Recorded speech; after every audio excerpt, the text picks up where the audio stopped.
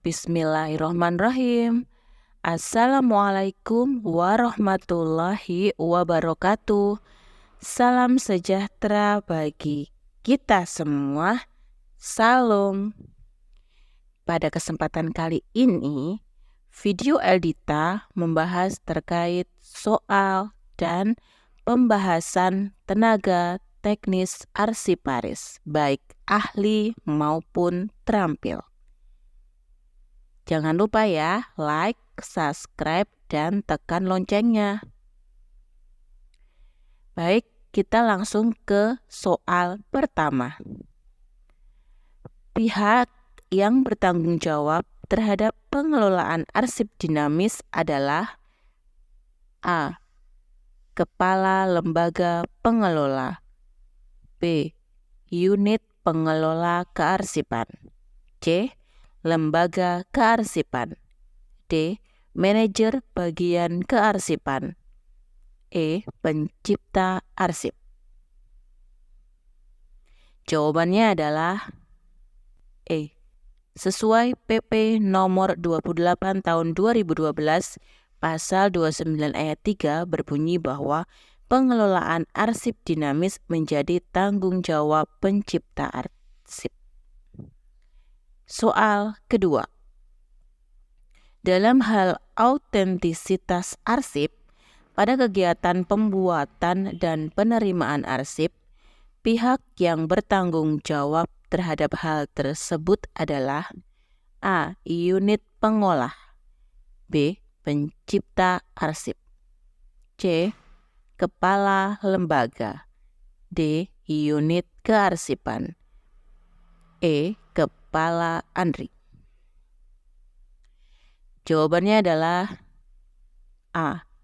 Sesuai PP nomor 28 tahun 2012, pasal 36 ayat 2 berbunyi bahwa unit pengolah bertanggung jawab terhadap autentisitas arsip yang diciptakan.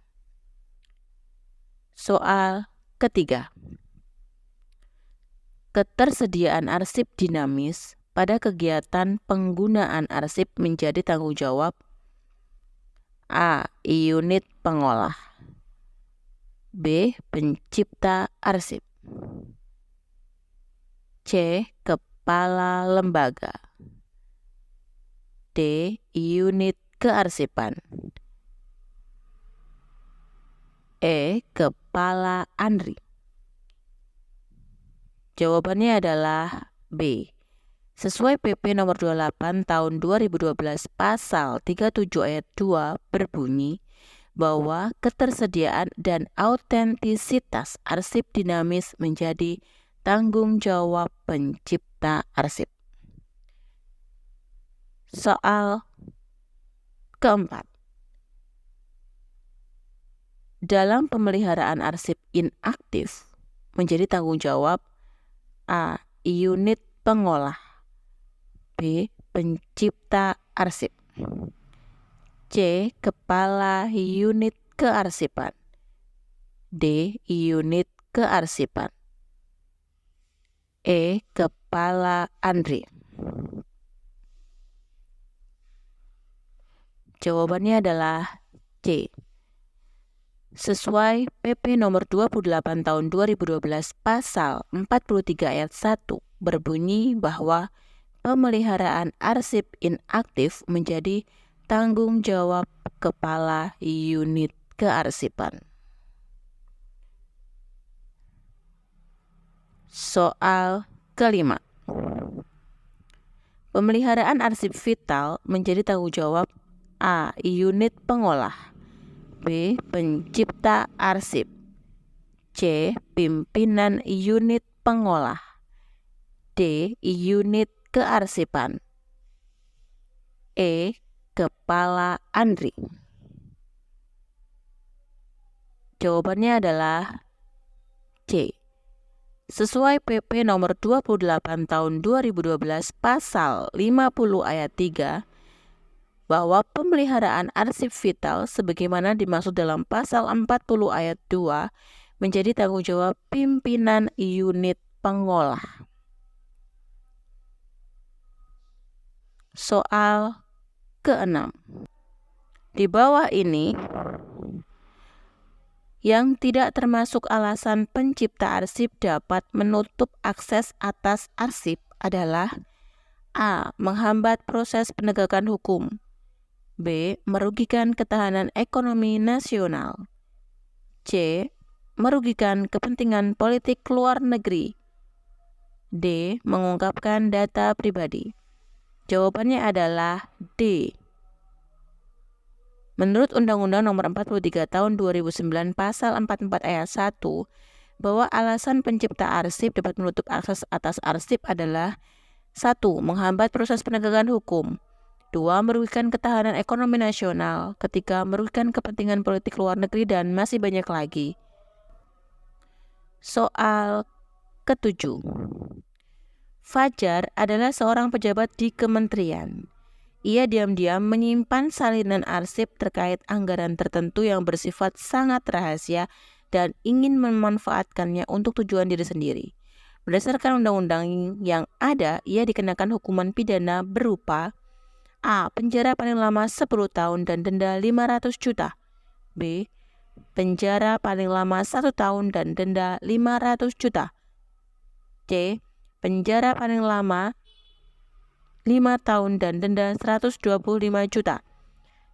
D. Penjara paling lama 2 tahun dan denda 250 juta. E. Penjara paling lama 5 tahun dan denda 250 juta. Jawabannya adalah E. Undang-Undang Nomor 43 Tahun 2009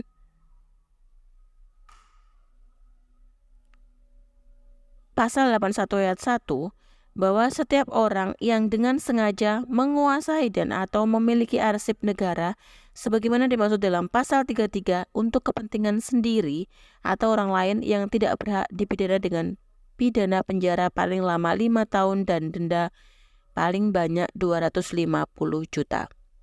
Soal ke-8. Mina adalah seorang arsiparis.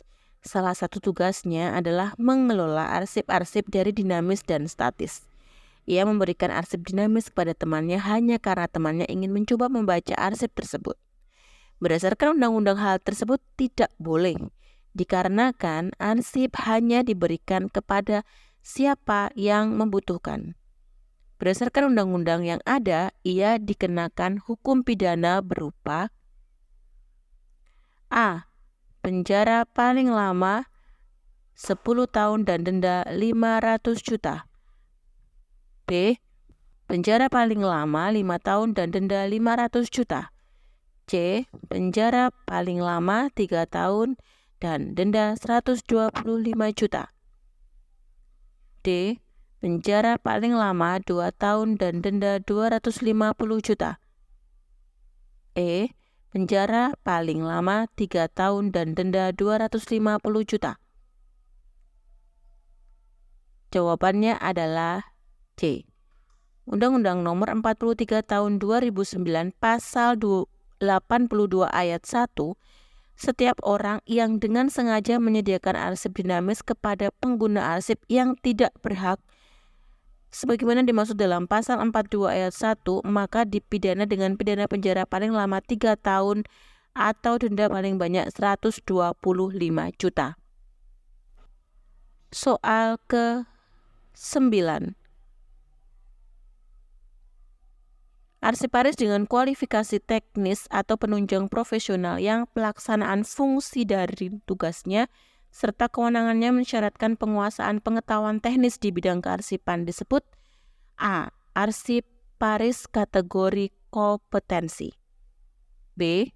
Arsiparis kategori keterampilan. C.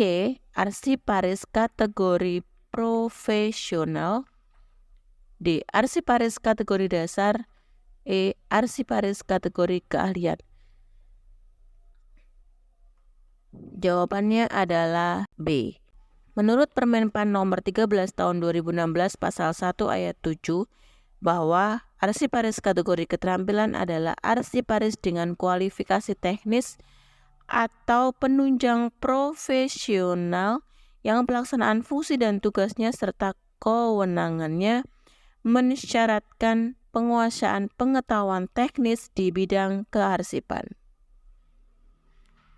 Soal ke-10. Andi seorang arsiparis dalam Kementerian Kelautan. Setiap berapa tahun, Andi yang mana notabene sebagai arsiparis dalam lembaga pemerintahan membuat sasaran kerja pegawai A. 1 tahun sekali, B. 2 tahun sekali, C. 5 tahun sekali, D. 1 tahun 2 kali, E. 5 tahun 2 kali. Jawabannya adalah A. Permenpan nomor 48 tahun 2014 pasal 9 ayat 1 pada awal tahun arsiparis wajib menyusun SKP yang akan dilaksanakan dalam 1 tahun berjalan. Baik teman-teman, sudah 10 soal Eldita bahas. Lain kali di video selanjutnya Eldita akan membahas soal lagi terkait teknis arsiparis baik itu ahli maupun terampil. Jangan lupa like, subscribe, dan tekan loncengnya.